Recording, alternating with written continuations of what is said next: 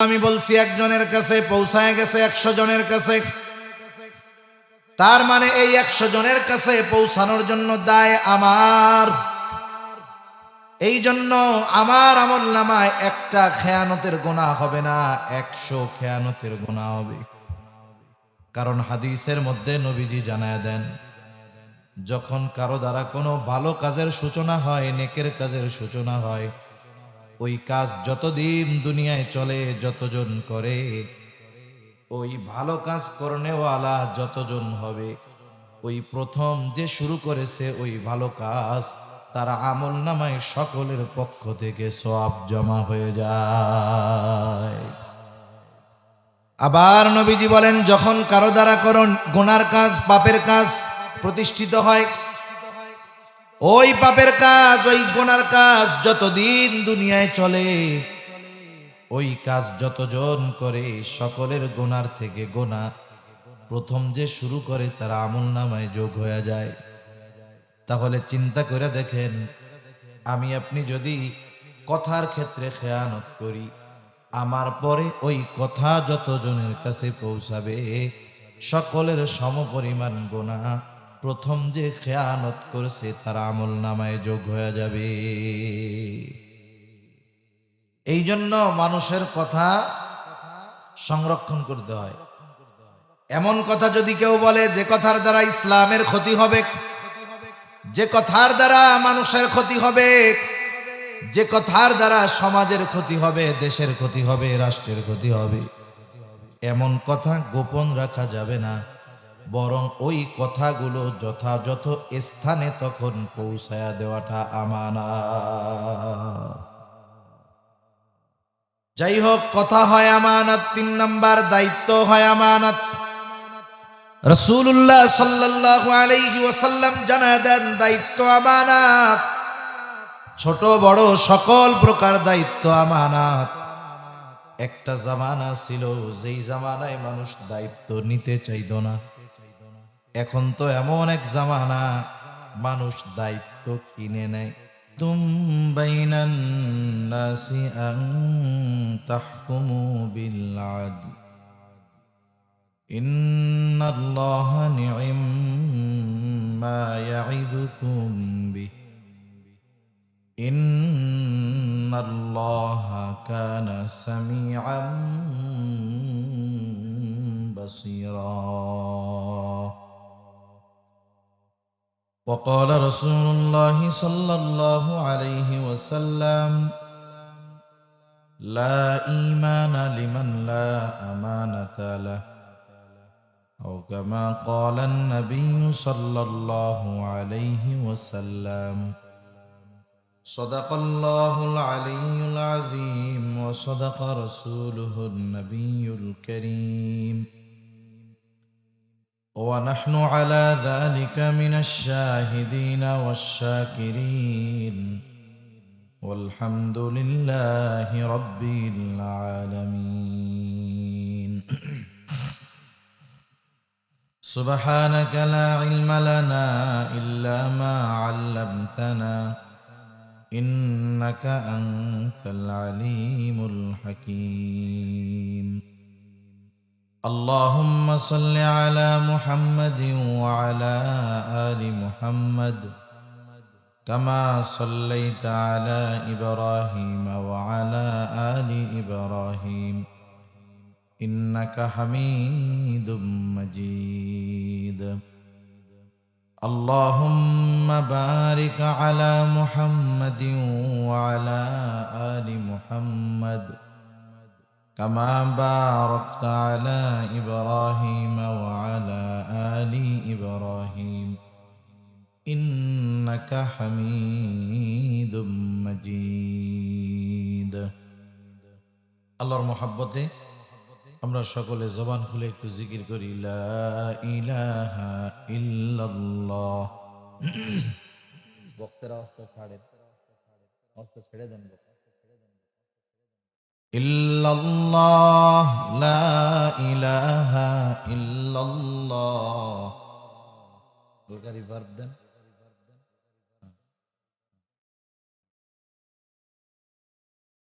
লা ইলাহা ইল্লাল্লাহ, লা ইলাহা ইল্লাল্লাহ। হালকা বেস দেন।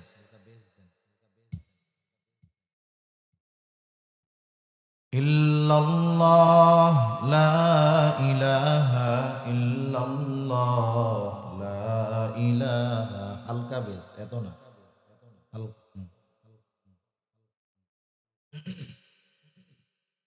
লা ইলাহা ইল্লাল্লাহ, লা ইলাহা।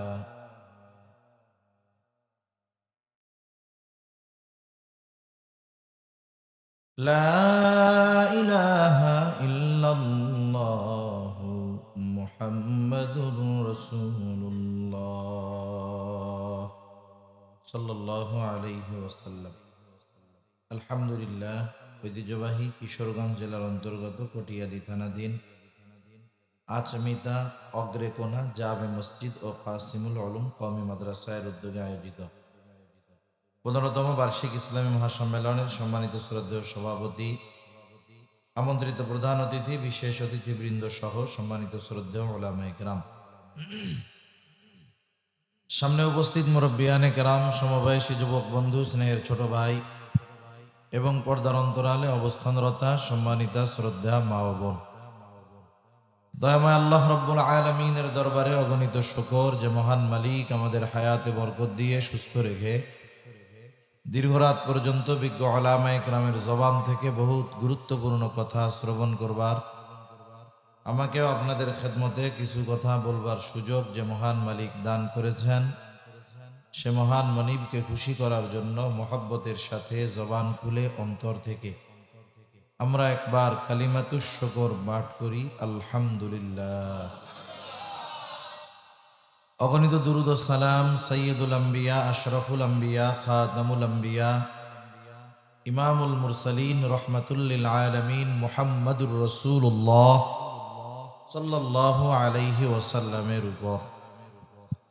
আমি আপনাদের খেদমতে পবিত্র কোরআনুল কারীমের সূরা নিসার 58 নম্বর আয়াত তিলাওয়াত করেছি ও রাসূল আকরাম সাল্লাল্লাহু আলাইহি ওয়াসাল্লামের অগণিত হাদিস থেকে একটা হাদিস পাঠ করেছি। আল্লাহ তাআলার কাছে তৌফিক চাই, আল্লাহ তাআলা কিছু কথা আমাকে বলার সুযোগ করে দেন, যে কথাগুলো আমাদের সবার দুনিয়া এবং আখিরাতের জন্য কল্যাণকর হয়। সকলে বলি আমিন। আমি যে আয়াতটা আপনাদের খেদমতে তিলাওয়াত করেছি, ওই আয়াতের মধ্যে আল্লাহ সুবহানাহু ওয়া তাআলা খুবই সুন্দর দুইটা বিষয়ের উপদেশ আমাদেরকে দিয়েছেন। কয়টা বিষয়ের? দুইটা বিষয়ের। যদিও কোরআনুল কারীমের মধ্যে আল্লাহ সুবহানাহু ওয়া তাআলা বিভিন্ন জায়গায় ওয়াজি বেশি করছেন।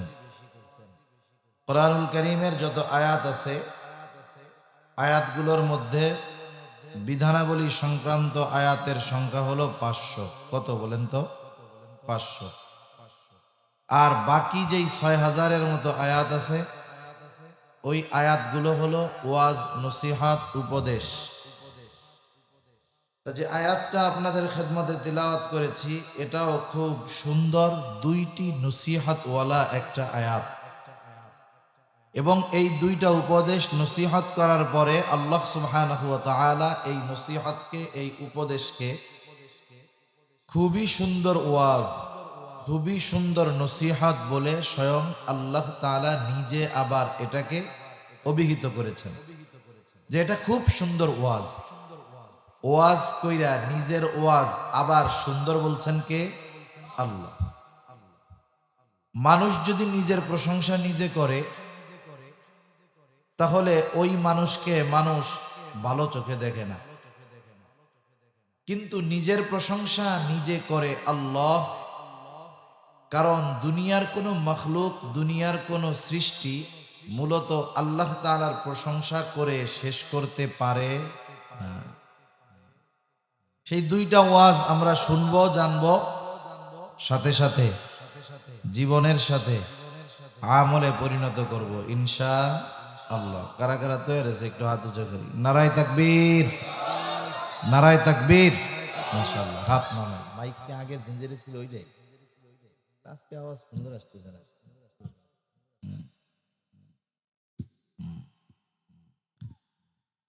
তাহলে আল্লাহ তাআলা কি ওয়াজ করতেছে? এই বক্সের ওই যে নয়েজটা আসে ওইটা বাদ দেন, আওয়াজটা ক্লিয়ার ছাড়েন। এমনি সুন্দর হইতেছে, আওয়াজ অনেক হইতেছে, কিন্তু নয়েজ আসে। সাউন্ড আবার ভালো, আগের দিনও এক জায়গায় কথা বলে গেছে, ভালোই। আল্লাহ তাআলা কি ওয়াজ করে? আল্লাহ তাআলা বলেন, ইন্নাল্লাহা ইয়া'মুরুকুম আন তু'আদ্দুল আমানাতি ইলা আহলিহা ওয়া ইযা হাকামতুম বাইনান নাসি আন তাহকুমু বিল আদল। আল্লাহ রাব্বুল আলামিন বলেন, নিশ্চয়ই আল্লাহ তাআলা তোমাদেরকে আদেশ দিচ্ছেন। এক নম্বর আদেশ, আন তুআদ্দুল আমানাতি ইলা আহলিহা, যে তোমরা আমানত তার হকদারের কাছে ফিরায় দাও। দুই নম্বর আদেশ, ওয়া ইযা হাকামতুম বাইনান নাসি আন তাহকুমু বিল আদল, আর তোমরা যখন মানুষের মধ্যে বিচার আচার করবা, ন্যায় বিচার করবা, তাহলে এক নম্বর নির্দেশ, তোমরা আমানত তার হকদারের কাছে ফিরায় দাও। দুই নম্বর নির্দেশ, তোমরা ন্যায় বিচার করো। এক নম্বর আদেশ হলো তোমরা আমানত তার হকদারের কাছে ফিরায় দাও। এই আয়াতের শানে নুজুল যদিও ভিন্ন এক প্রেক্ষাপট, ওই প্রেক্ষাপটকে কেন্দ্র করে আল্লাহ তাআলা এই আয়াত নাজিল করেছেন। তথাপি সব মুফাসসিরিনে কেরাম এই ব্যাপারে একমত যে এখানে আমানত দ্বারা সকল ধরনের আমানত উদ্দেশ্য। তাহলে আল্লাহ তাআলার প্রথম নির্দেশ, প্রথম ওয়াজ, প্রথম উপদেশ হলো, বান্দা তুমি আমানতদার হও, আমানতদার। আমানতদারিতা এটা হলো মুমিনের ভূষণ। কারণ প্রকৃত মুমিন কখনো খেয়ানতকারী হয় না, আর যে খেয়ানত করে সে মুমিন হতে পারে না। রাসূল আকরাম সাল্লাল্লাহু আলাইহি ওয়াসাল্লাম হাদিসের মধ্যে জানায় দেন, আমানতের খেয়ানত করা এটা হলো মুনাফিকের আলামত। কার আলামত? একটু জোরে বলেন। মুনাফিকের আলামত জানা আছে আপনাদের? রাসূলুল্লাহ সাল্লাল্লাহু আলাইহি ওয়াসাল্লাম বলেন এক হাদিসের মধ্যে, মুনাফিকের আলামত তিনটা। আর এক হাদিসের মধ্যে নবী জানায় দেন মুনাফিকের আলামত হলো চারটা। এক নাম্বার, ইদা হাদ্দাসা কাযাবা। মুনাফিকের এক নাম্বার আলামত হলো মুনাফিক যখন কথা বলে মিথ্যা কথা বলে। দুই নাম্বার আলামত, ইদা ওয়াদা আখলাফা।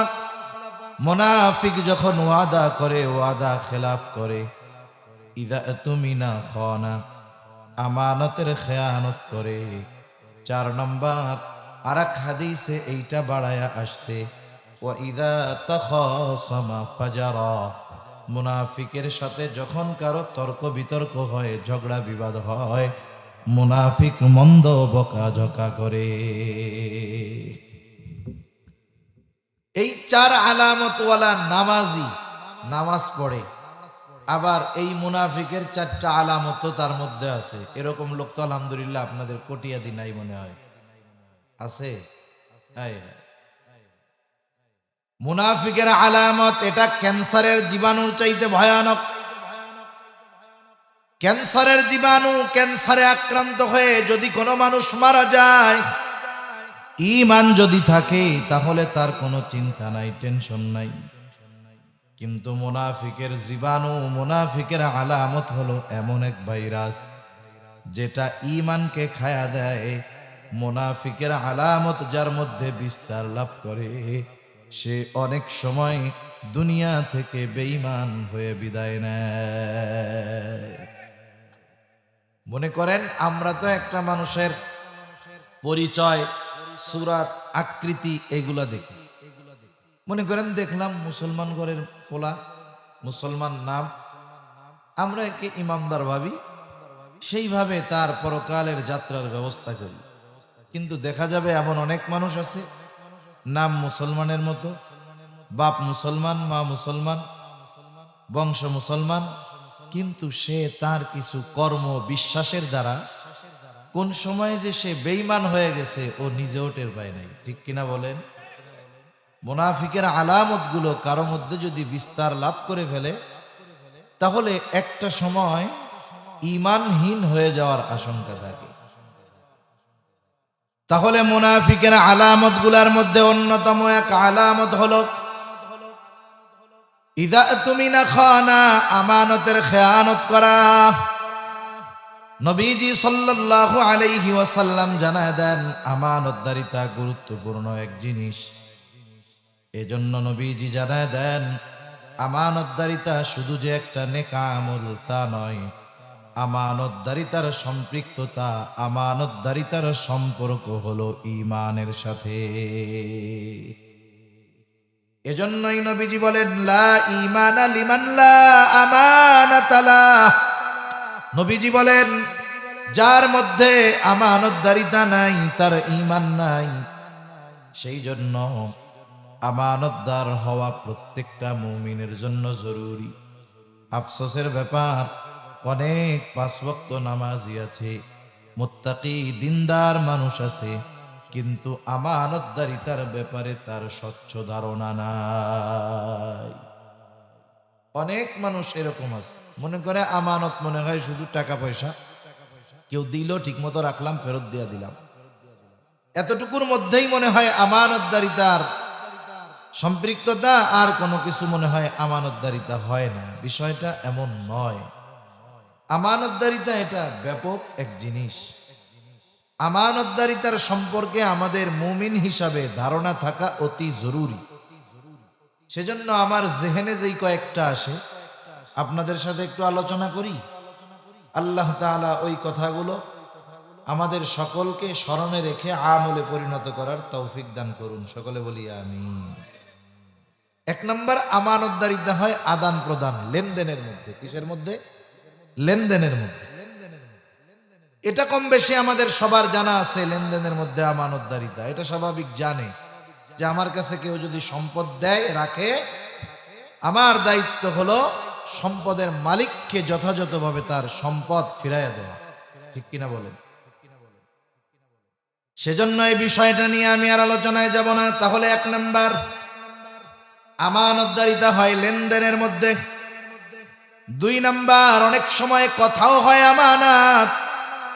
রাসূলুল্লাহ সাল্লাল্লাহু আলাইহি ওয়াসাল্লাম হাদিসের মধ্যে জানায় দেন, নবীজি বলেন ইযা হাদ্দাসার রাজুলু সুম্মা ইলতাফাতা ফাহিয়া আমানাতুন। নবীজি বলেন যখন কোনো মানুষ কথা বলে আর এদিকে সেদিকে তাকায়, ফাহিয়া আমানাতুন, ওই কথাটাও আমানত হয়ে যায়। একজন কোনো কথা আমার আপনার কাছে এসে বলতেছে আর ডানে বামে এরকম তাকাচ্ছে, এক্ষেত্রে কি বুঝবো?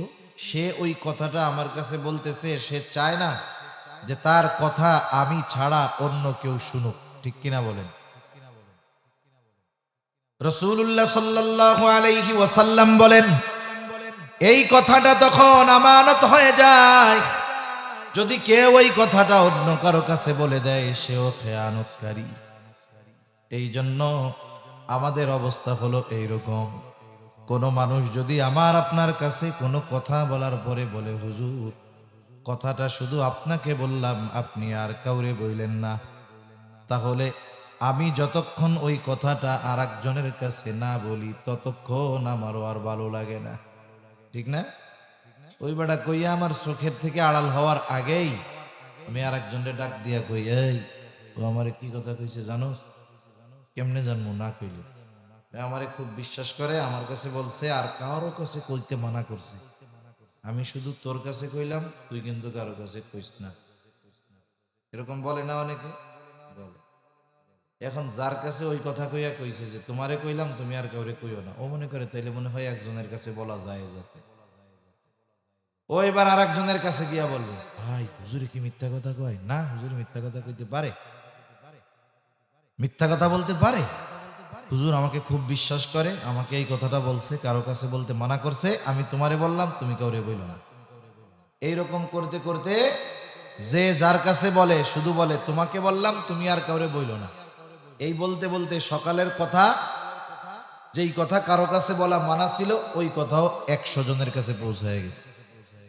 এখন বলেন তো, আমি কি 100 জনের কাছে কইছি? আমি বলছি কয়জনের কাছে?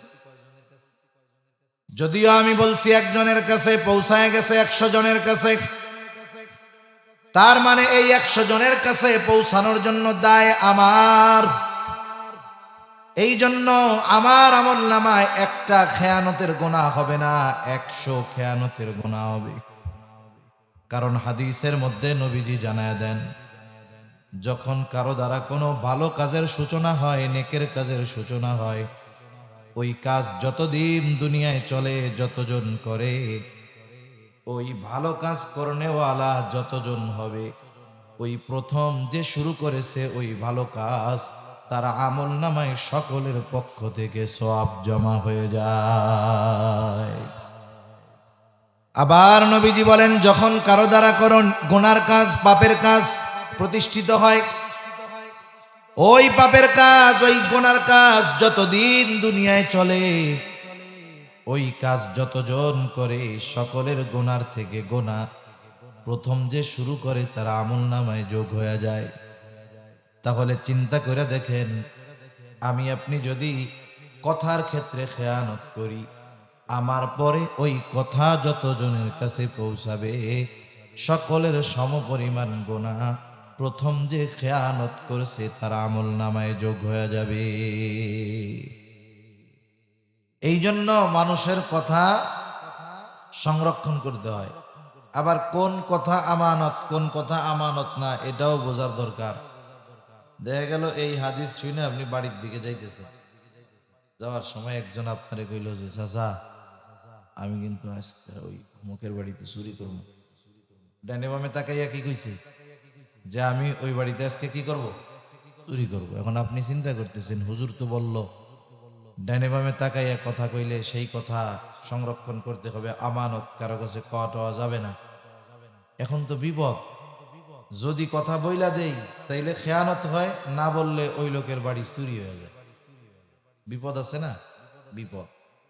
এখন বিষয় হইল, একটা মানুষকে আল্লাহ তাআলা ওই বুদ্ধি দিয়েছে, ওইটুকু জ্ঞান আল্লাহ তাআলা মানুষকে দিছে যে একজন মানুষ কোন কথা বললে ওই কথা গোপন করতে হবে, কোন কথা বললে বইলা দিতে হবে, এই বুদ্ধি আল্লাহ তাআলা মানুষকে দিছে। সেজন্য এই ধরনের কথা যদি কেউ বলে, এই ক্ষেত্রে বলে দিতে হবে, গোপন রাখলে ঝামেলা। ঠিক কিনা বলে? এমন কথা যদি কেউ বলে যে কথার দ্বারা ইসলামের ক্ষতি হবে, যে কথার দ্বারা মানুষের ক্ষতি হবে, যে কথার দ্বারা সমাজের ক্ষতি হবে, দেশের ক্ষতি হবে, রাষ্ট্রের ক্ষতি হবে, এমন কথা গোপন রাখা যাবে না, বরং ওই কথাগুলো যথাযথ স্থানে তখন পৌঁছায়া দেওয়াটা আমানত। যাই হোক, কথা হয় আমানত, 3 নাম্বার দায়িত্ব হয় আমানত। রাসূলুল্লাহ সাল্লাল্লাহু আলাইহি ওয়াসাল্লাম জানায় দেন, দায়িত্ব আমানত, ছোট বড় সকল প্রকার দায়িত্ব আমানত। একটা জামানা ছিল যেই জামানায় মানুষ দায়িত্ব নিতে চাইত না। এখন তো এমন এক জামানা, মানুষ দায়িত্ব কিনে নেয়। দায়িত্ব কিনে, বুঝেন নাই? দায়িত্ব কেনা বুঝেন নাই? নমিনেশন কিনতে টাকা লাগে না? এমনিই দেয়। চেয়ারম্যান হইতে টাকা লাগে না? লাগে।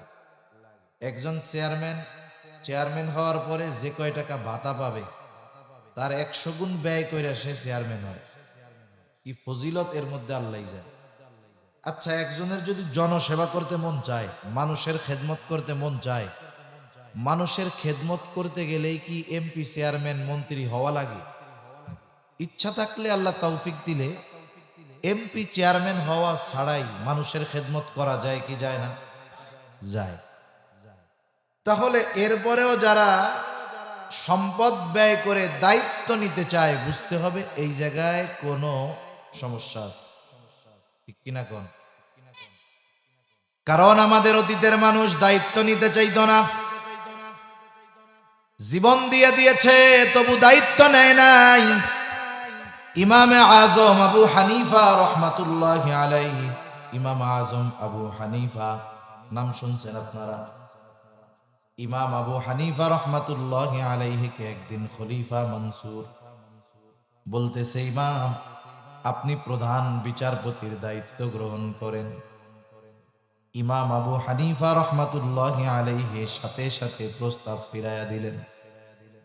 তিনি বললেন, না, আমি এই দায়িত্ব নিতে পারবো না। ইমাম আবু হানিফা খলিফার দায়িত্ব যখন মুখের উপরে ফিরাইয়া দিছে, খলিফা রাগ হয়ে গেছে। রাগ হয়ে চাবুক দিয়ে ইমাম আবু হানিফার গায়ে একটা আঘাত করেছে, বাড়ি মারছে। ইমাম আবু হানিফা কিছু বলেন নাই, খলিফা রাজপ্রাসাদে চলে গেল। রাজপ্রাসাদে যাবার পর খলিফা মনসুরের চাচা বলতেছে, মনসুর, কাজটা তুমি কিন্তু ভালো করো নাই। ইমাম আবু হানিফার গায়ে চাবুক দিয়ে আঘাত করছো, কাজটা ভালো করো নাই। তার কাছে তুমি মাফ চাও, ক্ষমা চাও। কারণ একটা মানুষ যখন প্রচন্ড রকমের রাগান্বিত হয়ে যায়, অনেক সময় ওই রাগ মাথায় এমন সিদ্ধান্ত সে নিয়ে বসে, রাগ মাথায় এমন কাজ সে করে ফেলে যা তার গোটা জীবনের আফসোসের কারণ হয়ে যায়। সেজন্য একটা শিক্ষা হলো, আমরা কখনো রাগের মাথায় কোনো বিষয়ের সিদ্ধান্ত নিব না। রাগারাগির সময় কোনো বিষয়ের কি নিব না, সিদ্ধান্ত নিব না। এটা আর একটু ঘুরাই দেন, আওয়াজটা আজকে সুন্দর হইতেছে না, করে দেন। এমনি বক্সের আওয়াজটা তো মিষ্টি বের হওয়ার কথা, কেড়া বের হইতেছে কেন? ওই বাইরের আওয়াজ আর এই আওয়াজ মিলতেছে না। ঘুরায় ওদিক ঘুরাই দেন, আমার কানে আসা লাগবে না ওইটা। তাহলে রাগের মাথায় কোনো সিদ্ধান্ত আমরা নিব না। অনেক সময় দেখবেন গ্রামাঞ্চলে বেশি হয়, স্বামী স্ত্রীর রাগারাগি, সামান্য বিষয় নিয়ে ঝগড়া লাগছে। এক সময় এই ঝগড়াটা এক পর্যায়ে যায়, দুইজনে এমন রাগারাগি হয়, স্বামী স্ত্রীর 14 গোষ্ঠী ধরে তালাক দিয়ে যায়। হয় কি হয় না? হয়। আমাদের মানুষরাও আমরা খারাপ আছি, অল্পতে আমাদের সমস্যা বেশি। সেজন্য রাগের মাথায় কোনো সিদ্ধান্ত নিব না। রাসূল আকরাম সাল্লাল্লাহু আলাইহি ওয়াসাল্লাম জানায় দিয়েছেন বিষয়টা, যা কই দিকে না যাই। ইমাম আবু হানিফা রহমাতুল্লাহি আলাইহিকে চাবুক মারবার পর খলিফা মনসুরের চাচা বলতেছে, মনসুর, কাজটা তুমি ভালো করো নাই, তার কাছে তুমি মাপ চাও। খলিফা মনসুরের মেজাজটা তো ঠান্ডা, চিন্তা করে, আহারে, আসলেও কাজটা ভালো হয় নাই। কিন্তু খলিফা গিয়া মাপ চাবে, লজ্জার ব্যাপার। চিন্তা করছে তার প্রধান সহকারী যে, তাকে বলতেছে, তুমি আমার পক্ষ থেকে ইমাম আবু হানিফার কাছে গিয়ে মাপ চায় আসো। বলবা খলিফা তার আচরণের কারণে লজ্জিত, ক্ষমা চেয়েছে, ক্ষমা করে দেন। এইবার ওই লোকটাকে পাঠায় দিল, সাথে 1 থলে স্বর্ণ মুদ্রা দিয়ে দিছে, যাও। খলিফার বলতেছে, শোনো, ইমাম আবু হানিফাকে বলবা, সে যদি এই হাদিয়াটা গ্রহণ করে তাহলে সে যে আমাকে মাফ করছে এই ব্যাপারে আমি সুনিশ্চিত হব।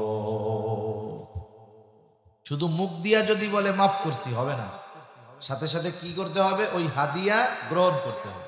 ওই লোক তো চলে গেছে ইমাম আবু হানিফার কাছে, যায় বলতেছে, ইমাম, খলিফা লজ্জিত, আপনার কাছে ক্ষমা চাইছে, ক্ষমা করে দেন। ইমাম আবু হানিফা বলে, হ্যাঁ, যাও, তোমারে মাফ করে দিলাম। খলিফাকে জানায় দিও মাফ করে দিয়েছি।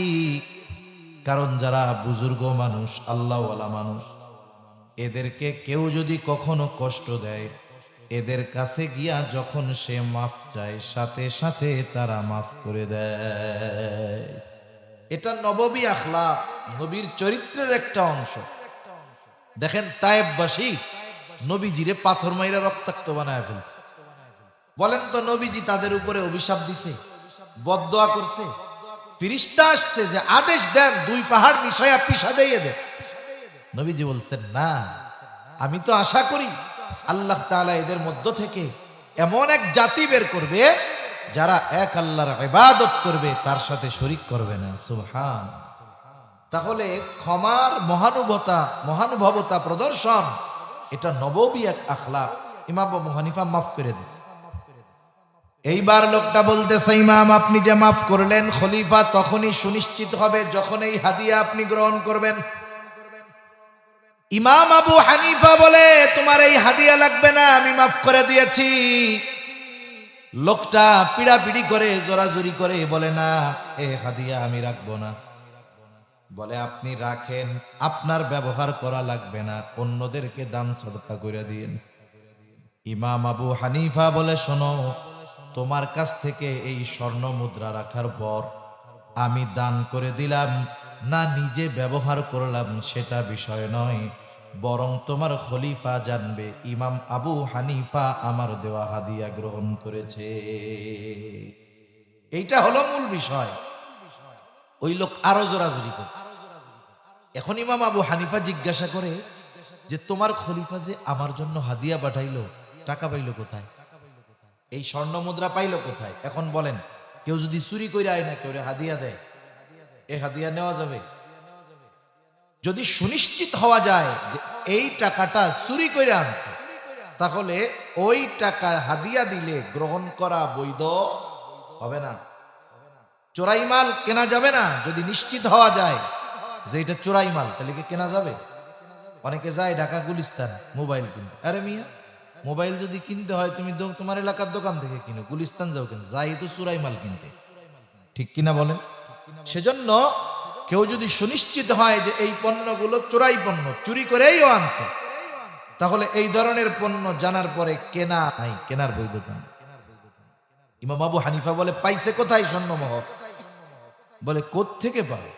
রাষ্ট্রীয় কোষাগার থেকে দিছে। ইমাম আবু হানিফা বলতেছে, শোনো, খলিফা রাষ্ট্র পরিচালনার জন্য খলিফার নির্দিষ্ট একটা সম্মানী আছে, ভাতা আছে। আমাদের দেশের প্রধানমন্ত্রীর একটা ভাতা আছে, প্রেসিডেন্টের একটা ভাতা আছে, মন্ত্রীর ভাতা আছে, এমপি সাহেবের ভাতা আছে, চেয়ারম্যান সাহেবের ভাতা আছে, মেম্বার সাহেবের ভাতা আছে। মনে রাখতে হবে, কোন রাষ্ট্রপ্রধানের ওই ভাতার বাইরে রাষ্ট্রীয় কোষাগার থেকে একটা টাকাও নেওয়া তার জন্য বৈধ নয়।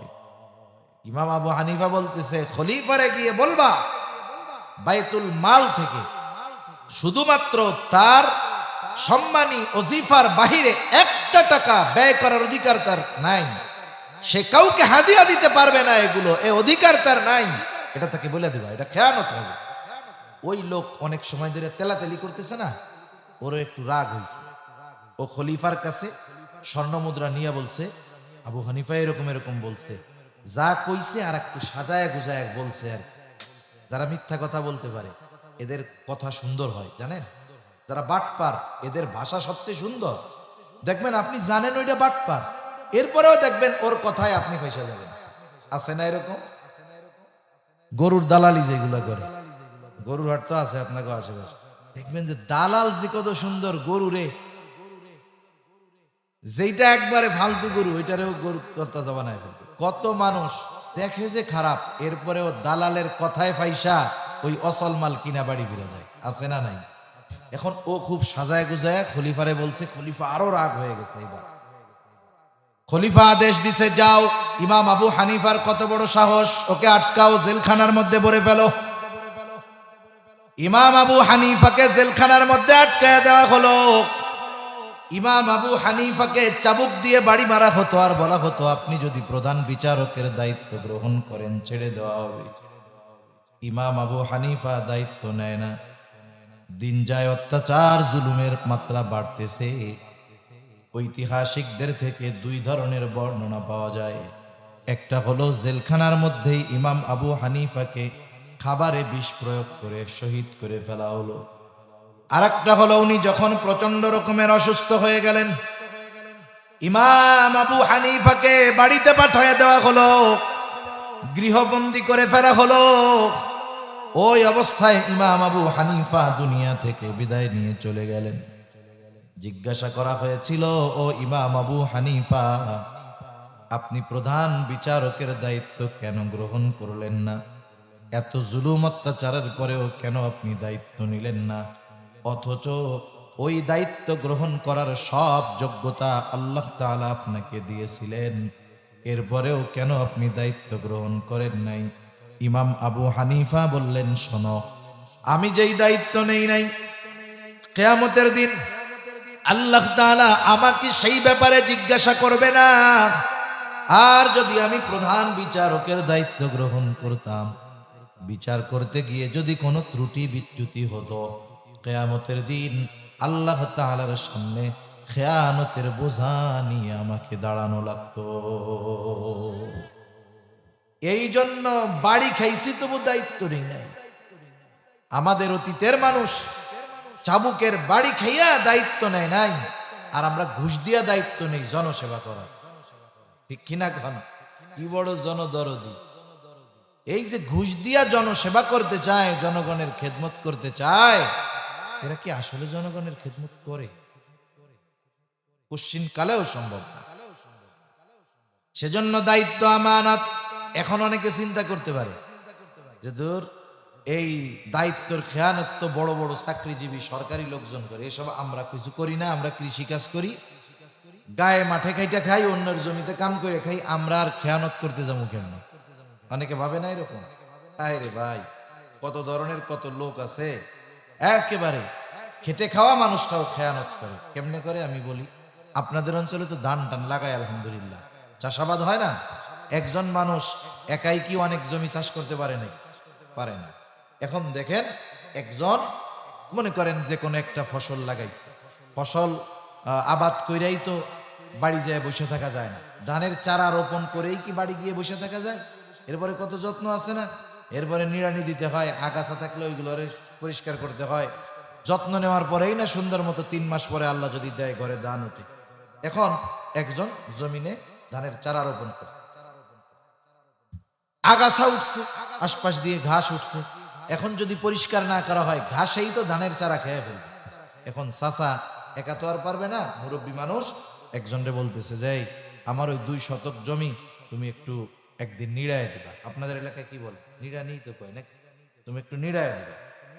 এখন মনে করেন ওই লোকটা যেই পরিমাণ কাজ করে, তাতে একদিনে বা 6 ঘন্টায় ফজর থেকে নিয়ে জোহর পর্যন্ত সে 2 শতক নিড়ায় ফেলতে পারে।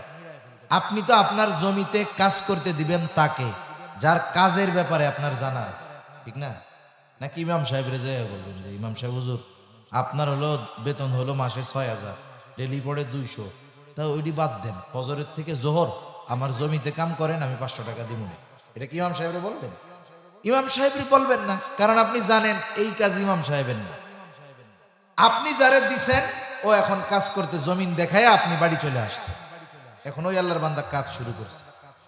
এখন শয়তান চলে আসছে ওর কাছে, আইসা ওর মাথার মধ্যে ঢুকায়, এই চাচা কিন্তু তোরে খুব ভালোবাসে, দেখোস না অন্য কতজন আছে জমিনে কাম করতে দিয়ে পাশে বৈশা থাকে যে ঠিক মতো কাজ করতেছে কিনা দেখে, আর তোরে জমির এরিয়া দেখায় চলে গেছে, কাকাই তোরে খুব ভালোবাসে। শুধু তাই না, তোরে বিশ্বাসও করে। এই যে শয়তান মাথার মধ্যে ওয়াসওয়াসা দেয়, একটু পরে বলে আগামীকাল তো তোর কাম কাজ নাই, কেমনে চলবি?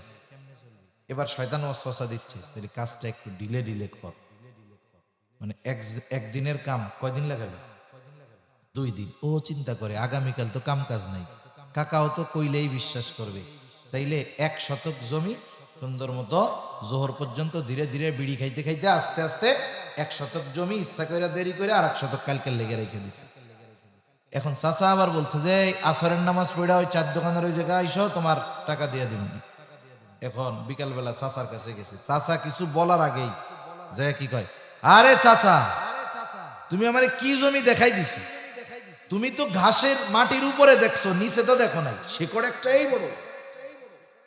আরে আমি এর লেগেই এক বেলায় 1 শতক হইছে, অন্য কেউ হইলে আধা শতকও নিড়াইতে পারতো না।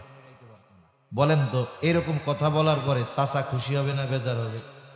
খুশি হবে। জোরে বাবা, অন্য কেউ নিলে 4টা লাগতো, 2000 টাকা শেষ, এর দিয়ে তো 2টাই কাম হয়ে যাবে। এবার টাকা দিয়ে ঠিক আছে আগামীকালকে ওই কাজটা করে ফেলাই। এখন বলেন, এই যে লোকটা ধোকা দিল, কৃষি কাজ করে কত পরিশ্রম করছে, এই যে ধোকা দিল, এ কি দায়িত্বের খেয়ানত করে নাই? ও যে টাকাটা ফাঁকি দিয়ে নিছে ওর লেগে কি জায়েজ হয়েছে? সেজন্য সমাজের শুরু থেকে নিয়ে শেষ, উঁচু থেকে নিয়ে নিচু, একেবারে সবাই এই খেয়ানতের সাথে জড়িত, শিক্ষিত থেকে অশিক্ষিত। বরং মানুষ যারা গড়বে, মানুষ গড়ার কারিগর হলো শিক্ষক, এরাও খেয়ানত করে। কেমনে করে? মনে করেন স্কুলে যাবে ছাত্রবাত্র অনেকজন, শিক্ষকের দায়িত্ব কি? ক্লাসে যারা আছে এদেরকে পড়া বুঝাবে, এটা দায়িত্ব শিক্ষকের। কিন্তু শিক্ষক কি করে জানেন? ক্লাসে যাই একটা অঙ্ক করছে, কয় তোমরা বুঝছো? 50 জনের 5 জন কয় বুঝছি, আর 45 জন বলে স্যার কিছু বুঝি নাই। এখন স্যার কি কয়? বুঝবা কেমনে? আমার কাছে তো প্রাইভেট পড়ো না। কাহিনী বোঝেন নাই? ওই যে আইসো, আমি ওই জায়গায় বিকাল বেলায় কোচিং করাই, আইসো অঙ্ক ভালো মতো বুঝাই দিব না। মাস শেষে কি স্যার বেতন কম নিবে নাকি? বেতন কম নিবে? তাহলে পরিপূর্ণ দায়িত্ব পালন না করে পরিপূর্ণ বিনিময় যারা গ্রহণ করে সবগুলো খেয়ানতকারী, কোনো সন্দেহ না। সেই জন্য দায়িত্ব আমানত, সময়টা আমানত। যারা চাকরি করে সকাল 8টা থেকে বিকাল 4টা, এর মধ্যে 1 ঘন্টা বিরতি, বাকি 7 ঘন্টা সময় আমানত। এই সময় নিজের কাজে ব্যবহার করা যাবে না। সন্তান সন্ততি আমানত, শরীয়তের বিধিবিধান আমানত। আল্লাহ রাব্বুল আলামিন বলেন, ইন্না আরাদনাল আমানাতা আলাস সামাওয়াতি ওয়াল আরদি ওয়াল জিবাল فأبين أن يحملنها وأشفقن منها وحملها الإنسان। আল্লাহ তাআলা বলেন, আমি এই আমানত আসমানের কাছে, জমিনের কাছে, পর্বতের কাছে পেশ করলাম। তারা এই আমানত বহন করতে অস্বীকৃতি জ্ঞাপন করলো। ওয়া হামালাহাল ইনসান, মানুষ এই আমানত বহন করলো। কি সেই আমানত? যেটা আমরা বহন করেছি। মুফাসসিরিনে কেরাম বলেন সেই আমানত হলো কোরআন। কোন মুফাসসির বলেন সেই আমানত হলো শরীয়তের সকল বিধিবিধান। এই কোরআন আমানত, শরীয়তের বিধিবিধান আমানত, একই কথা। তাহলে শরীয়তের যত আদেশ নিষেধ আছে সব আমাদের উপরে কি? একটু জোরে বলেন তো। আমানত। ঘুম আসতেছে? আর একটা তাকবীর দেন, নারায়ে তাকবীর। আর একটু জোরে, নারায়ে তাকবীর। মাশাআল্লাহ। আমি আর বেশি সময় নেব না, 20 মিনিটের মধ্যে কমপ্লিট হয়ে যাবে ইনশাআল্লাহ। তাহলে শরীয়তের যত বিধিবিধান আছে সব আমাদের কাছে কি বলেন তো? আমানত দিছেন কে? অনেকে। আরে আমরা পাবলিকের আমানত খেয়ে ফেলি, আল্লাহর আমানত আমরা খেয়ে ফেলি। দেখেন শরীয়তের যত আদেশ, নামাজ পড়তে হবে, আদেশটা কার? আর একটু আস্তে কোন, কার? আল্লাহ। এখন কেউ যদি নামাজ না পড়ে একটা গুনাহ হয় না? গুনাহ হয়। নামাজ এই আদেশ প্রথমে অমান্য হয়, এই আদেশটা হলো আমানত। না মানার কারণে খেয়ানত হয়, আর না মানলে তো একটা শাস্তি আছে, মানে নামাজ না পড়লে একটা শাস্তি আছে, সেটা তো আছে। তার মানে দেখেন, আদেশ অমান্য করলে প্রথমে হয় খেয়ানত, এরপরে হয় শাস্তি। নিষেধ আছে, যেমন হারাম খায়ও না, সুদ খেও না, নিষেধ করছেন কে? এখন কেউ যদি হারাম খায়, সুদ খায়, অন্যটা মাইরা খায়, 1 নম্বরে হয় হলো খেয়ানত, ওই যে নিষেধ অমান্য করছে। 2 নম্বরে হয় ওই যে পাপটা করছে সেই পাপের গুনাহ। সেজন্য শরীয়তের বিধিবিধান আমানত, টাকা পয়সাও আমানত, জানমাল আমানত।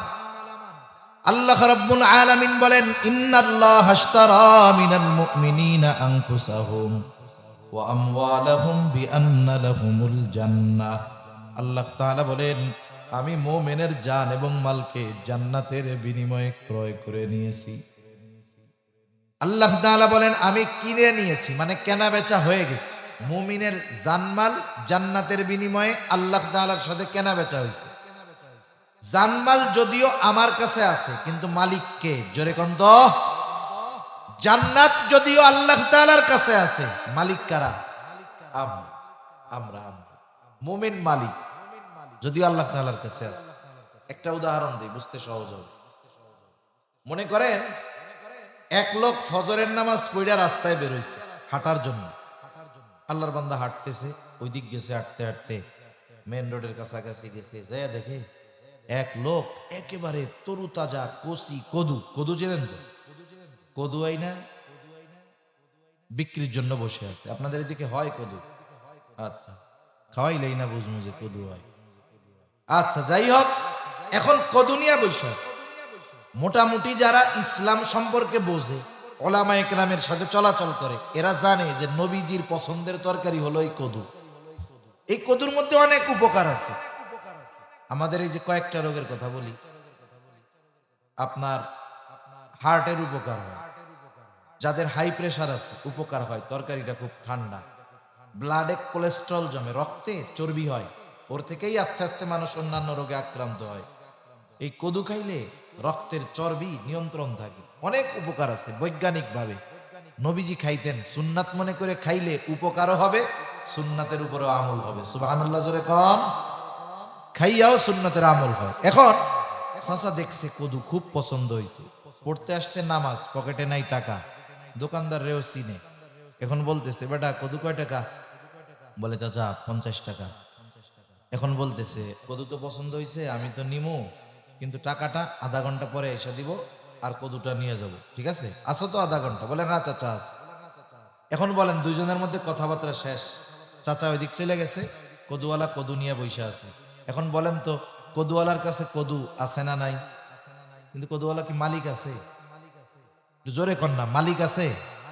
কদু কাছে আছে, কিন্তু কদুর মালিকানা চাচা। টাকা তো চাচার পকেটে, কদু এর কাছে, কিন্তু সে মালিক নাই। দেখেন, জানমাল আমার আপনার কাছে আছে, জান্নাত আল্লাহ তাআলার কাছে আছে। আমি আপনি কিন্তু জানমালের মালিক নাই। মালিক আছি। ওই যে আধা ঘন্টার চুক্তি হইছে, এখন যদি আরেকজন আধা ঘন্টা হওয়ার আগে আইসা বলে, কত কদু? বলে 50। 70 টাকা দিব, বেচবি? বলেন তো বেচতে পারবে নাকি? জোরে বলেন, পারবে? কেন পারবে না? টাকা তো পায় নাই, কিন্তু চুক্তি আছে এখনো, সেই জন্য সেই কদু লাভেও বেচতে পারবে না। এখন জানমালের মালিক আল্লাহ। আল্লাহ তাআলা কত মেহেরবান। আমানতের জিনিস ব্যবহার করা যায় না।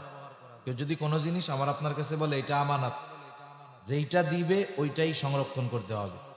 যদি আইসা বলে যে এই যে টাকাটা আপনার কাছে আমানত, যেই নোটটা দিবে ওই নোটটাই সংরক্ষণ করতে হবে, যদি আমানত বলে।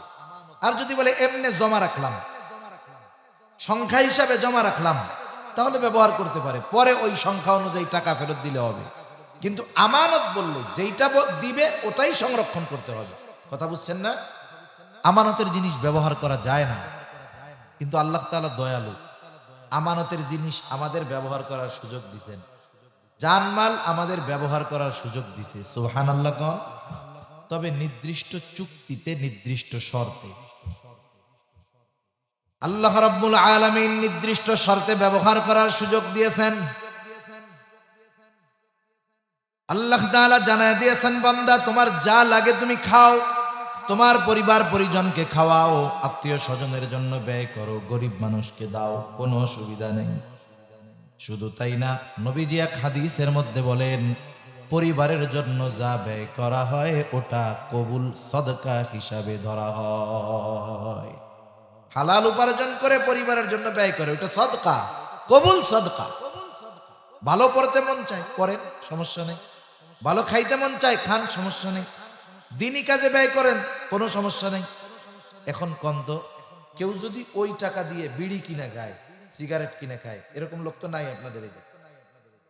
হায় হায়, এই বিড়ি সিগারেট যদি কিনা খায় তাইলে কি হয় বলেন তো? খেয়ানত হয়। কথা কয় না, বুঝে এরপরেও কয় না। কি হয়? এই সিগারেট টিগারেট এইগুলা খাইলে একসাথে ডাবল হয়, মালেরও ক্ষতি হয়, জানেরও ক্ষতি হয়। মালেরও ক্ষতি হয়, জানেরও ক্ষতি হয়। জানের ক্ষতি কি পরিমাণ হয়? সিগারেটের গায়ে সিগারেটের ফজিলত লেখা থাকে না? ফজিলত লেখা থাকে। এক সময় গায়ে লেখা থাকতো ধূমপান স্বাস্থ্যের জন্য ক্ষতিকর, ওই সিগারেটের নাম ছিল 2 টাকা। এবার সরকার করছে কি, ট্যাক্স বাড়াই দিচ্ছে। ফজিলত বাড়াইতে হবে না? ওরাও ফজিলত বাড়াইছে যে ধূমপানে ফুসফুসে ক্যান্সার হয়, দাম হয়ে গেছে 8 টাকা। এর কয়দিন পরে লেখে ধূমপানে ক্যান্সার হয়, আরে বাবা এখন দেখি 12 টাকা। এরপরে আবার দাম বাড়াইছে, কি লিখবে? ক্যান্সার হওয়ার পরেও তো আর কিছু লেখার নাই, কি লেখে? কয়েকবার মৃত্যু ঘটায়, লেখা আছে না এরকম? হৃদরোগের কারণ টারণ তো এ ওয়াজ পার হয়ে গেছে, এখন ডাইরেক্ট লেখা থাকে ধূমপান কি ঘটায়? মৃত্যু ঘটায়। 2 টাকার বিড়ি সিগারেট হয়ে গেছে 18 টাকা। এখন যদি আবার দাম বাড়ায়, ওরা কি ফজিলত লিখবে কোন আমারে? এইবার লিখবে ধূমপান জাহান্নামে নাই, আর এটা 30 টাকা করে বাঙালি কিনা খাবে। সেই জন্য এই ধরনের ব্যয় যারা করতেছে, একে তো জানের ক্ষতি করতেছে, মালের ক্ষতি করতেছে। অথচ জানমালের মালিককে নির্দিষ্ট সীমানার মধ্যে আল্লাহ ব্যয় করার সুযোগ দিয়েছে। আপনার মন চায়, টাকা পয়সা আছে, আপনি একটা ভালো ঘর বানাবেন, বানান, তাও অসুবিধা নাই, কিন্তু এমন কোন জায়গায় ব্যয় করা যাবে না যাতে শরীয়তের বিরুদ্ধে চলে যায়, যাতে নিজের ক্ষতি হয়, এমন কোন জায়গায় অর্থ ব্যয় করার সুযোগ আল্লাহ তাআলা দেয় নাই। সুবহানাল্লাহ। এই যে অনেকে দেখবেন না মাঝে মধ্যে দুঃখে পড়ে আত্মহত্যা করে, আছে না এরকম? শরীয়তে কোনো বৈধতা নাই। ও যেই কষ্টর থেকে আত্মহত্যা করে বাঁচার চেষ্টা করছে, বলেন তো মরার পরে কষ্ট আরো বেশি না কম? ও তখন আর এক আফসোস করে, আরে কি করলাম, ওই কষ্টই ভালো ছিল। এজন্য দেহের মালিক যেহেতু আল্লাহ, কারো অধিকার নাই যে সে তার দেহের ক্ষতি নিজে করবে, এ অধিকার আল্লাহ তাআলা কাউকে দেয় নাই। সুবহানাল্লাহ কোন? সেজন্য জানমাল আমানত, শরীয়তের বিধিবিধান আমানত, অঙ্গ প্রত্যঙ্গ আমানত। গুনাহ করলে অঙ্গ প্রত্যঙ্গের খেয়ানত হয়, সাথে সাথে অপর মুমিনের জান মাল রক্ত আর এক মুমিনের জন্য আমানত। এক মুমিন অপর মুমিনের মাথায় বাড়ি দিয়া রক্তাক্ত করবে না, এক মুমিন অপর মুমিনের সম্মান নষ্ট করবে না, এক মুমিন অপর মুমিনের সম্পদ অন্যায়ভাবে দখল দিবে না। আমরা যদি আমানতদার হইতাম, এই গুণগুলো যদি আমরা অর্জন করতাম, তাহলে সমাজ কত সুন্দর হয়ে যাইত, ঠিক কিনা বলেন? তাহলে আল্লাহ তাআলার সুন্দর ওয়াজের প্রথম ওয়াজ আমানতদার হও।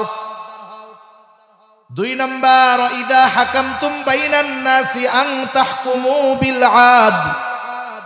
তোমরা যখন মানুষের মধ্যে বিচার আচার করবা, ন্যায় বিচার করবা, ন্যায় বিচার ইনসাফগার হও, ন্যায় বিচারক হও। যদি শত্রু তোমার কাছে বিচার চাইতে আসে, খবরদার শত্রুতার কারণে তার উপরে তুমি অবিচার করবা না। আল্লাহ তাআলা বলেন, ওয়ালা ইয়াজরিমান্নাকুম শানাআনু কওমিন আলা আল্লা তা'দিলু ই'দিলু হুয়া আকরাবু লিত্তাকওয়া। কোন কওমের প্রতি বিদ্বেষ বশত তোমরা তাদের উপরে অবিচার করো না। সেজন্য সর্বক্ষেত্রে ন্যায় বিচার দরকার। আর ন্যায় বিচার যখন হবে, এটা মেনে নেওয়ার মন মানসিকতা দরকার। আমাদের সমাজে যাদের একটু প্রভাব আছে, এরা ন্যায় বিচার মানে না। নিজে অপরাধ করার পরেও সে ন্যায় বিচার মেনে নেয় না, বরং যে নিষ্পাপ নিরপরাধ তার উপরে চাপায়া তাদের উপরে জুলুম অত্যাচার করে, আছে না নাই? এজন্য আমরা যদি বিচারের সুযোগ পাই, কখনো অবিচার করব না। সেই বিচার হতে পারে ঘরোয়া বিচার। অনেক সময় অনেক বাপ আছে, 2 ছেলের মধ্যে মীমাংসা করবে, একজনের দিকে একটু টানে বেশি, আর একজনের দিকে একটু টানে কম, আছে না নাই? এই বাপও কিয়ামতের দিন ধরা হয়ে যাবে। 2-3টা ঘটনা বইলে আলোচনা শেষ করে দিব। শুনেন, অতীতের মানুষ কেমন বিচারক ছিল, আবার ওই মানুষগুলো কেমন ভাবে ন্যায় বিচার মেনে নিতেন। খলিফাতুল মুসলিমিন হযরত ওমর রাদিয়াল্লাহু তাআলা আনহু একদিন বাজারে গেছে। একজন আহলে কিতাব ইহুদি অথবা খ্রিস্টানের কাছ থেকে একটা ঘোড়া কিনছে। ঘোড়াটা নিয়ে যখন বাজারের বাইরে গেছে, ঘোড়ায় উইঠা হাঁটা শুরু করবে, যাবে, দেখে ঘোড়া হঠাৎ করে অসুস্থ হয়ে গেছে, এক ঠ্যাং খোড়া হয়ে গেছে, ওনারে নিয়ে আর চলতে পারে না। বাজারের মধ্যে আবার ফিরে আসছে, আইসা বলে, এই মিয়া, কি ঘোড়া দিছো আমারে? তোমার ঘোড়া অসুস্থ ঘোড়া। এইবার ওই আহলে কিতাব বলে, না, আমি আপনার কাছে ভালো ঘোড়া বিক্রয় করেছি। আর ওমর রাদিয়াল্লাহু তাআলা আনহু বলে, না, ঘোড়া তোমার ভালো না। খলিফাতুল মুসলিমিনের সাথে তর্কাতর্কি চলতেছে। এইবার দুইজনের এই সমস্যা নিরসনের জন্য তো একজনকে দরকার। ইহুদি বলে, ঠিক আছে, ওই যে শুরাই, উনি আমাদের মধ্যে ফয়সালা করে দিবে। একজন ইহুদি, সে তার ধর্মের লোকরে ডাকে নাই, সে ডাকছে মুসলিমদের মধ্য থেকে একজনকে। একটু চিন্তা করেন, ওই সময়ের অমুসলিমরাও মুসলমানদের উপরে কতটা আস্থা বিশ্বাস ছিল, আর এখন তো আমরা মুসলমানরাই বিশ্বাস করি না। ঠিক কিনা কর? কি অধপতন আমাদের। তা কাজী সুরাই আসছে, কি হয়েছে বলে আমাদের দুইজনের মধ্যে এই সমস্যা, আমাকে একটু সমাধান করে দেন। এবার তিনি দুইজনের কথাই সুন্দরভাবে শুনছেন। বিচারকের দায়িত্ব হলো বাদী বিবাদী উভয়ের পূর্ণ বক্তব্য যথাযথভাবে সব গুরুত্ব সহকারে শুনতে হবে, এরপরে রায় দিতে হবে।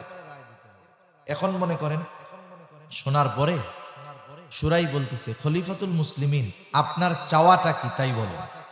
বলে আমি চাই এই ঘোড়া আমি নিব না, আমি ফেরত দিয়ে দেব।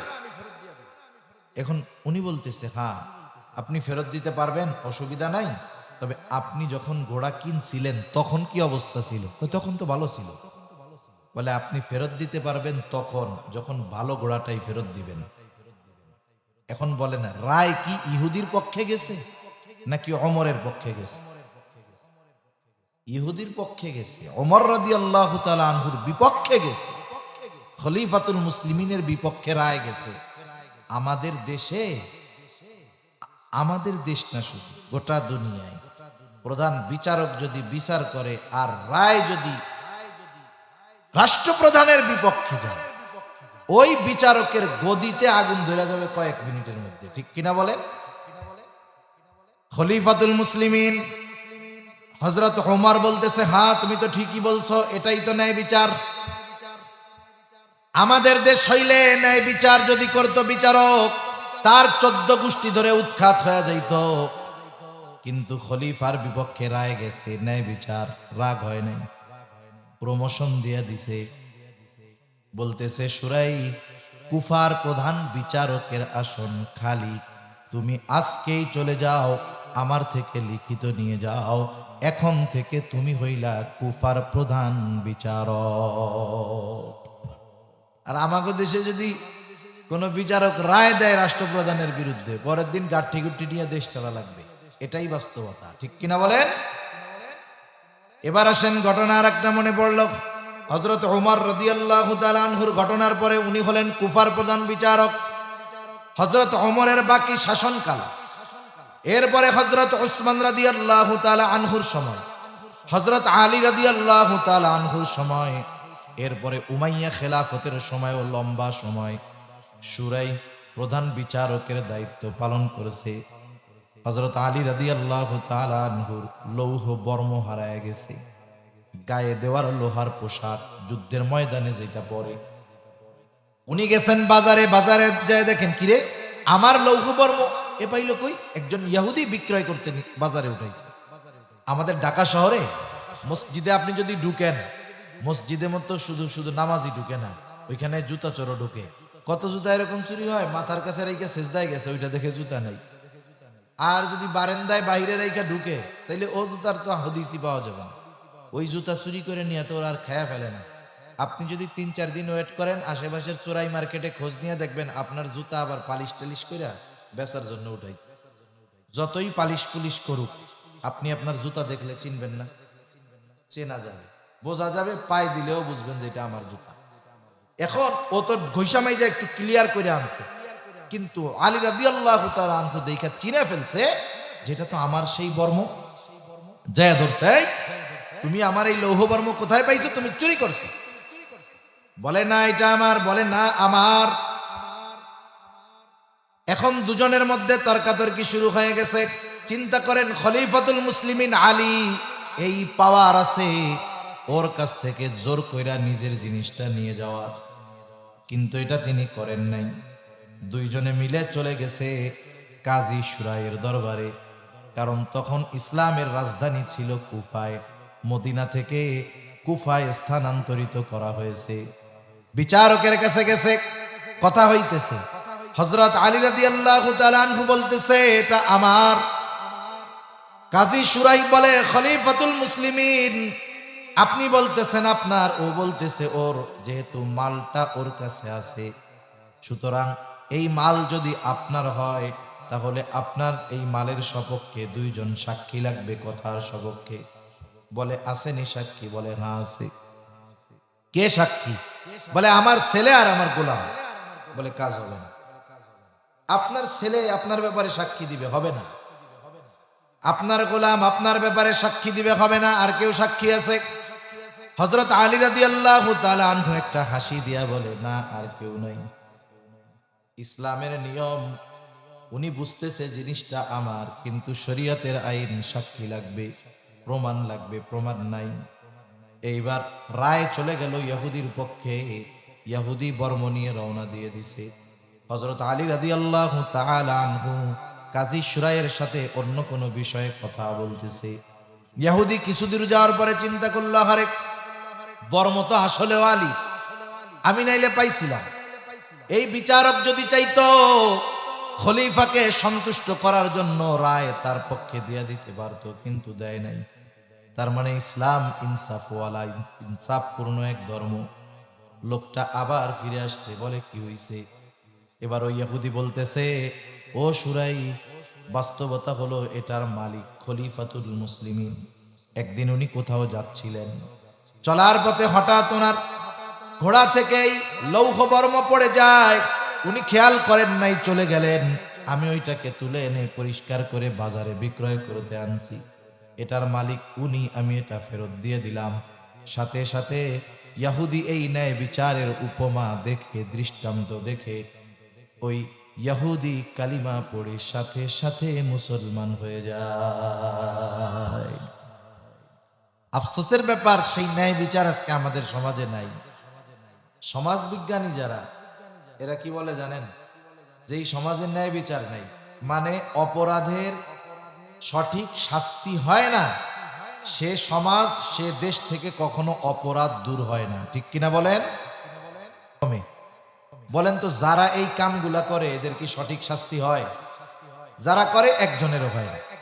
বরং কি হয় দেখেন, কয়েকদিন আগে দেখলাম দুর্নীতি দমন কমিশন, আমাদের দেশে একটা কমিশন আছে না, দুর্নীতি দমন কমিশন। খবর হইল দুর্নীতি দমন কমিশনের প্রধানের বিরুদ্ধে দুর্নীতির অভিযোগ। গ্রামের ভাষায় কি কয়, ভূত ছাড়ামু কারে দিয়া, এরই তো ভূতে ধরছে। আপনি দুর্নীতি দূর করবেন কারে দিয়া? ওই তো বড় দুর্নীতি ভাই। আপনি ন্যায় বিচার পাবেন কার কাছে, কার মাধ্যমে? ওই তো বড় অবিচারক, ওই তো বড় জালেম। জালেমের কাছ থেকে আপনি ন্যায় বিচার পাবেন সম্ভব বলেন? সেজন্য সমাজ থেকে অপরাধ যায় না, দিন যায় অপরাধ বাড়ে। কারণ অপরাধী যখন ওই অপরাধ করে একবার দুইবার ছাড় পায়, তখন অন্য মানুষ ওই অপরাধ করতে উদ্বুদ্ধ হয়, যে এই অপরাধ করে তো ও ছাড় পেয়ে গেছে, তাহলে আমিও করি। এখন বলেন, দিন যাবে, তাইলে অপরাধ এবং অপরাধীর সংখ্যা বাড়বে না কমবে? বাড়বে, এটাই নিয়ম। সেজন্য ন্যায় বিচার না থাকলে কখনো শান্তি আসে না। সর্বশেষ নবীজির একটা হাদিস শোনায় আলোচনা শেষ করে দেই। কুরাইশ বংশের অন্যতম তিনটা শাখা, একটা হলো হাশেমি, আর একটা হলো মাখজুম, আর একটা হলো উমাইয়া। কুরাইশ বংশের হাশেমি শাখা হলো দুনিয়ার সবচাইতে সম্মানিত বংশ এবং শাখা হাশেমি। কুরাইশ বংশের হাশেমি গোত্রে আমার আপনার নবী জন্ম নিয়েছেন। ওই হাশেমি গোত্র নয়, মাখজুমি গোত্রের একজন মহিলা চুরি করছে। চুরির অপরাধে তাকে শাস্তি দেওয়া হবে। মসজিদে সবাই হাজির। নবীজি সাল্লাল্লাহু আলাইহি ওয়াসাল্লাম হুজরার ভিতরে। সাহাবায়ে কেরাম চিন্তা করে, নবীর বংশের একজন মহিলার চুরির অপরাধে হাত কাটা হবে, এটা নবী বংশের জন্য একটা খারাপ বিষয়। দেখেন না, অনেক সময় হয় এক বংশের একজন খারাপ কাজ করছে, এবার মানুষ ওই বংশের ওই ব্যক্তির ওই অপরাধের কারণে পুরা বংশ ধরে কয়, তোগো বংশের লোক তো চোর, এরকম বলে না? তা কুরাইশ বংশের একজন মহিলা চুরির অপরাধে হাত কাটা যাবে, তাহলে নবীর বংশের ব্যাপারে তো ইহুদিরা কাফেররা বলবে, দেখ নবীর বংশের মহিলারা চুরি করে। সাহাবায়ে কেরাম নবীর মোহাব্বত, নবীর বংশীয় মোহাব্বত, এই মোহাব্বতের কারণে চিন্তা করতেছে এই মহিলার শাস্তিকে একটু কমানো টমানো যায় না। তার নবীজি মনে হয় জানে না যে এই মহিলা কুরাইশ বংশী, তা নবীর তো জানানোর দরকার। জানাবে কে? নবীজি হযরত যায়েদ রাদিয়াল্লাহু তাআলা আনহুর ছোট্ট একটা ছেলে ছিল, নাম হলো ওসামা। ছোট মানুষ, যা শিখায় দেওয়া হয় তাই বলে।